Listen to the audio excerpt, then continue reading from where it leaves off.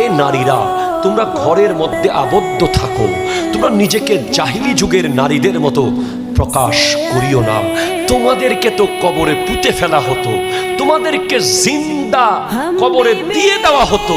তোমাদেরকে মায়ের মর্যাদা দিয়েছে আমার দয়াল নবী, তোমাদেরকে বোনের মর্যাদা দিয়েছে আমার দয়াল নবী, তোমাদেরকে বিবির মর্যাদা দিয়েছে আমার দয়াল নবী। শুধু তাই না, আমার নবী বলছেন হুব্বিবা ইলাইয়া মিন দুনিয়াকুম সালাসাতুন আন-নিসাউ ওয়াত-তিবু ওয়া জুইলাত কুররাতু আইনি ফিস সালাত। এই পৃথিবীর মধ্যে আমি মুহাম্মদ সাল্লাল্লাহু আলাইহি ওয়াসাল্লামকে তিনটা জিনিস প্রিয় বানিয়ে দেওয়া হয়েছে। তার মধ্যে একটা হলো মা জাতি, মা জাতি, নারী জাতি। আমার নবীর সবচেয়ে তিনটা প্রিয় জিনিসের মধ্যে একটা হলো নারী জাতি। কেন? কারণ নারী জাতির মুক্তির দিশারি।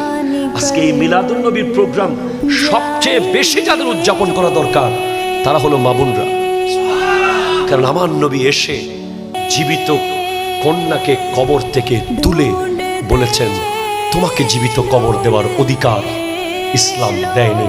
তুমি মা, তুমি বোন, তুমি কন্যা, তুমি স্ত্রী।